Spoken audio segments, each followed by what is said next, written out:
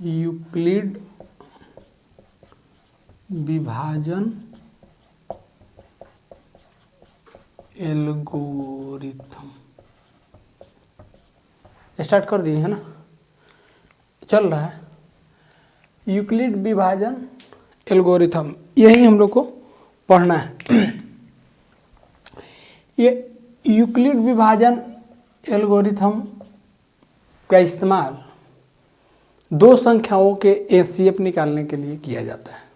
जब कोई दो संख्या दिया हुआ हो तो उसका जब एचसीएफ निकालना होता है तो उसमें हम इस एल्गोरिथम का यूज करेंगे। एल्गोरिथम ए बराबर होता है बी क्यू प्लस आर, जहाँ पे आपका आर होगा बी से छोटा और 0 से बड़ा, 0 के बराबर या 0 से बड़ा और बी से छोटा। अब इसमें अब जानना है कि ये क्या है, बी क्या है, क्यू क्या है, आर क्या है। ठीक है, हम लोग बचपन में पढ़े हैं, इस तरह भाग हम लोग देने का सीखे हैं। तो इसमें हम लोग जानते हैं कि यहाँ होता है भाजक, यहाँ होता है भाज्य, यहाँ होता है भागफल और यहाँ पे होता है शेषफल। भाजक को हम लोग कहते हैं डिवाइडर, इसको बोलते हैं डिविडेंड, इसको बोलते हैं कोसेंट और इसको बोलते हैं रिमाइंडर। ठीक है,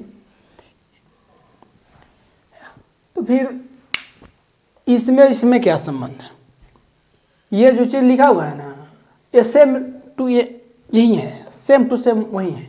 जैसे इसमें ये क्या है सर, ये है भाजक, भाज्य, यहाँ पे आपका ए हो गया, बी क्या है, भाजक है, क्यू क्या है, कोसेंट है, और आर क्या है, रिमाइंडर।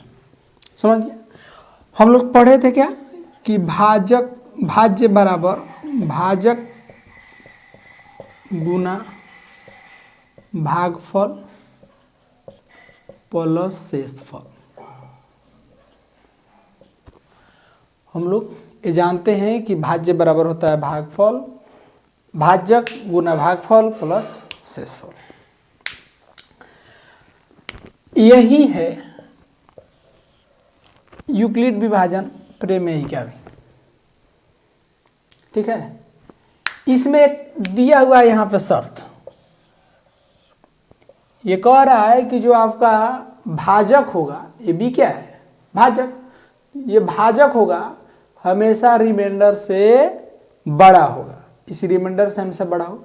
ऐसे भी आप जानते हैं कि जब हम किसी संख्या में भाग देते हैं तो जो शेषफल बचता है उस संख्या से कम रहता है। कभी कभी कट जाता है तो उस समय शेषफल क्या आता है, 0। नहीं कटता है तो भाजक से 1 कम रहता है। जैसे अगर हमको कहे कोई कि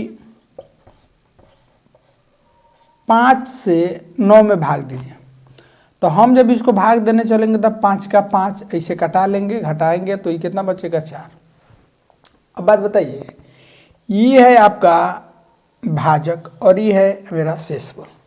देखिए ये शेषफल हमेशा इस भाजक से छोटा आएगा, कभी कभी कट जाता है। जैसे 5 में इसे 10 से अगर हम भाग देंगे, 5 से 10 में भाग देंगे तो 5 दूना 10 कट जाएगा, तो इस समय शेषफल हमको क्या बच रहा है, 0। तो वहीं ये कह रहा है कि हमेशा जो शेषफल होगा वो भाजक से क्या होगा, छोटा होगा, या 0 होगा, या 0 से बड़ा होगा। कौन, शेषफल, और भाजक से छोटा, 0 से बड़ा हो। ये यूक्लिड विभाजन पर में क्या हम इसका स्टेप बाय स्टेप यूज करेंगे। इसका स्टेप में हम एचसीएफ निकालने का, इसका मेन काम में हम लेंगे एचसीएफ निकालने में, एचसीएफ निकालने में। और इसका एचसीएफ कब तक हम निकालेंगे, जब तक कि ये वाला आर मेरा 0 नहीं हो जाए तब तक एचसीएफ निकालेंगे। 0 होगा तो कौन एचसीएफ होगा, तो ये वाला एचसीएफ होगा। हम लोग ऑलरेडी जानते हैं, इधर जब हम लोग ऐसे एचसीएफ निकालते हैं, जैसे 12 और 24 दो संख्याएं मान के चलिए, क्वेश्चन लेते हैं कि 12 और 24, इसका यूक्लिड विभाजन प्रमेय का या एल्गोरिदम के प्रयोग से हम इसका बनाएंगे, एचसीएफ निकालेंगे। तो इसमें क्या करना है कि एक और टर्म है कि ये हमेशा होना चाहिए छोटा किससे, बी से। तो जो संख्या बड़ा होगा, जो संख्या बड़ा होगा उसको हम लोग ए मानेंगे। तो इसमें सबसे बड़ा कौन है, 24, तो इसको ए मान लेंगे, यही ना यूक्लिड विभाजन प्रमेय का सब। देखिए किस तरह बनेगा, विभाजन एल्गोरिथम से ए बराबर मान लेंगे कितना, 24, और बी बराबर मान लेंगे 12। तो ए बराबर होता है बी क्यू प्लस आर।